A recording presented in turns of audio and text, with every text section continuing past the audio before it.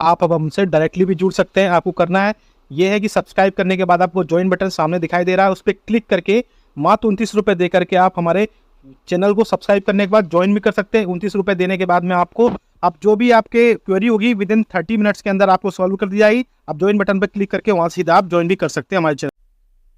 Hello दोस्तों, welcome है आपका हमारे यूट्यूब चैनल में। कर्मचारियों, पेंशनर्स और फैमिली पेंशनर्स के लिए कई सारे बड़े अपडेट्स आ रहे हैं, जिनमें पेंशन भोगियों की पेंशन में वृद्धि 5-10%, 15% तक पेंशन में वृद्धि होने वाली है 65 साल से। फिक्स्ड मेडिकल अलाउंसेस 3,000 रुपये में बढ़ोतरी पर एक बड़ी अपडेट आ रही है। साथ ही साथ आपके एक एक्स्ट्रा इंक्रीमेंट का लाभ सभी पेंशनर्स और फैमिली पेंशनर्स को मिलने वाला है। कम्यूटेशन बहाली 11 साल पर, उससे रिलेटेड भी बड़ी अपडेट देने वाला हूं मैं। और वरिष्ठ नागरिकों यानी कि बोल सकते हैं पेंशनर्स और फैमिली पेंशनर्स के लिए बड़ी खुशखबरी निकल कर आ रही है, जिसका डायरेक्टली असर आप सभी के लिए पड़ेगा। और वरिष्ठ नागरिकों के लिए खुशखबरी, केंद्र सरकार ने बड़ी सुविधा जारी कर दी है। साथ ही साथ EPS 95 के जो पेंशनर्स हैं, 78 लाख पेंशन भोगियों के लिए DA प्लस बेसिक में बढ़ोतरी को लेकर के एक और बड़ी अपडेट आ रही है। तो काफ़ी सारे बड़े अपडेट्स होने वाले हैं इसमें। पूरे वीडियो को लास्ट तक देखिएगा। और अगर चैनल पर पहली बार आए हैं तो चैनल को फ्री में सब्सक्राइब जरूर कर लीजिएगा।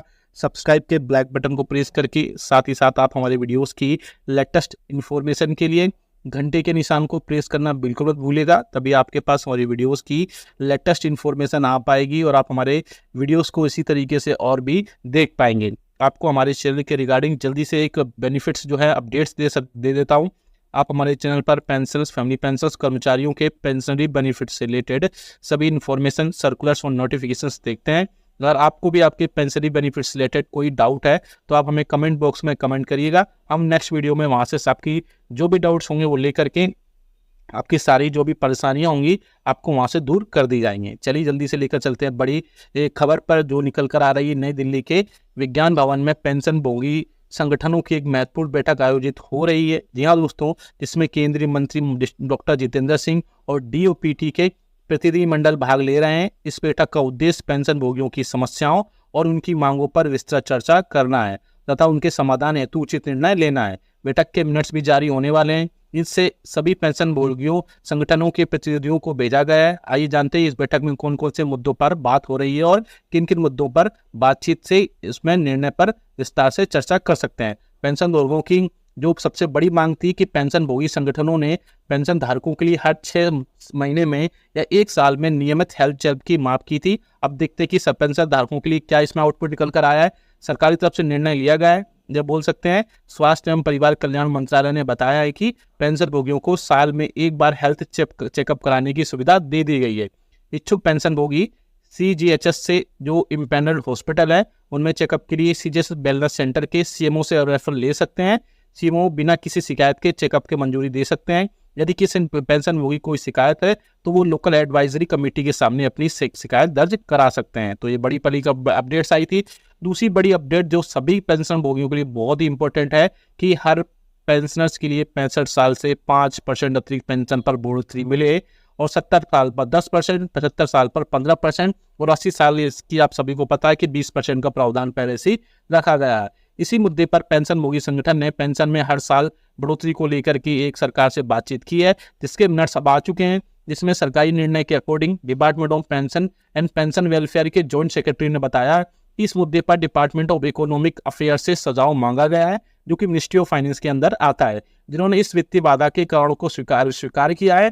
पेंशन भोगी संगठनों ने इस पर फिर से पुनर्विचार की मांग की है और यह मामला भी फिर से कंसिडरेशन है, यानी मामला विचाराधीन है। इसमें जो भी बढ़ोतरी होकर आएगी वो हमको बता देंगे। तीसरा जो था फिक्स मेडिकल अलाउंसेस को लेकर था, जिसे 1,000 रुपये से बढ़ा करके 3,000 रुपये करने की मांग की गई है। पेंशन भोगी संगठनों ने कहा है कि नॉन CGHS क्षेत्रों में रहने वाले सभी पेंशन धारकों को फिक्स्ड मेडिकल अलाउंसेस 1,000 रुपये से बढ़ा करके 3,000 रुपये किया जाना चाहिए। उसके बाद में जो डिसीजन हुआ है उसमें बोला गया है कि स्वास्थ्य और परिवार कल्याण मंत्रालय ने 7वें वेतन आयोग की सिफारिशों के अनुसार 1 जुलाई 2017 से फिक्स्ड मेडिकल अलाउंसेस 1,000 रुपये किया था। फिलहाल अभी इस पर बढ़ाने पर विचार नहीं है, लेकिन पेंशन भोगी संगठन ने कहा है कि और साथ ही साथ स्वास्थ्य एवं परिवार कल्याण मंत्रालय ने बोला है कि मैटर अंडर कंसिडरेशन है।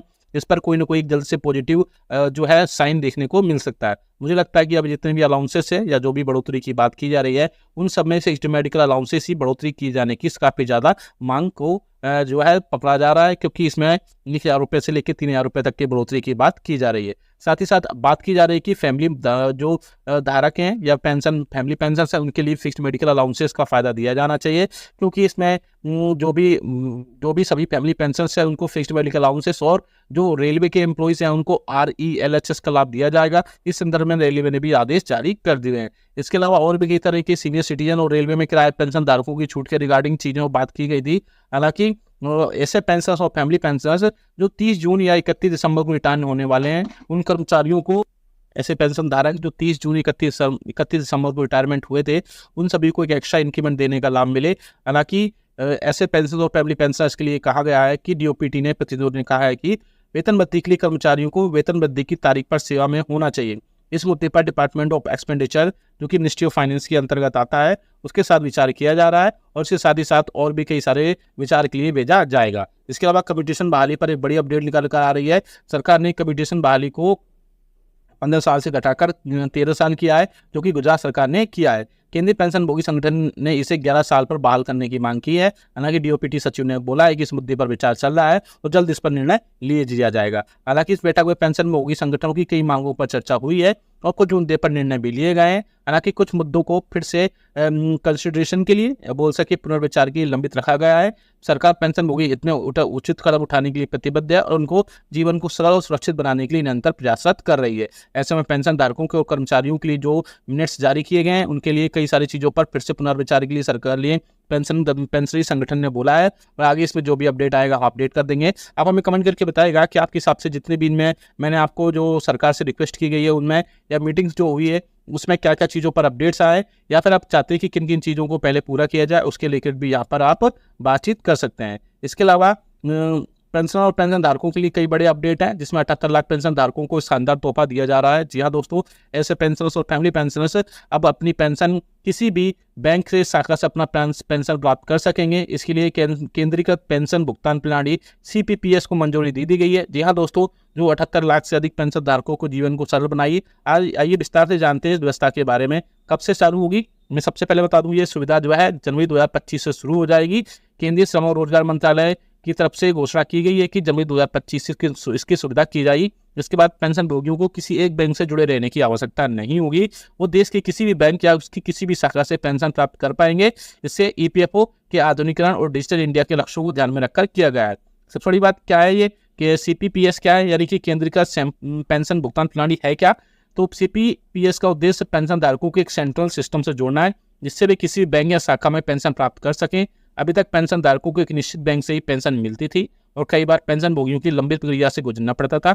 अब इस नई प्रणाली से यह समस्या खत्म हो जाएगी और पेंशन धारक जहां भी हो उन्हें पेंशन आसानी से मिल जाएगी। इसके अलावा आधार आधारित भी, यानी कि जो आधार इनेबल्ड भुगतान प्रणाली भी डेवलपमेंट की जा रही है। इस प्रणाली के अगले चरण में आधार आधारित परिणाम भुगतान का भी की जाएगी, जिससे पेंशन धारकों को और अधिक सुविधा होगी। इस पेंशन का भुगतान सीधे पेंशन धारकों के आधार से जुड़े बैंक खातों में होगा। सबसे ज़्यादा इनमें फायदा जो होगा, 78 लाख से अधिक पेंशन धारकों को सीधा लाभ मिलेगा, जो कि 95 की कर्मचारी पेंशन योजना EPS के तहत पेंशन प्राप्त करते हैं। अब पेंशन भोगियों को पेंशन भुगतान आदेश PPO को एक कार्यालय से दूसरे कार्यालय में स्थानांतरित करने की आवश्यकता नहीं होगी। इस प्रणाली से पूरे देश में पेंशन की निर्बाध वितरण सुनिश्चित होगा। साथ ही साथ पेंशन भुगतान के लिए अब पेंशनर्स को एक स्थान से दूसरे स्थान पर नहीं जाना पड़ेगा और उनकी पेंशन जो है टाइम से टाइम आ जाएगी और अब वो किसी भी बैंक की शाखा से वहाँ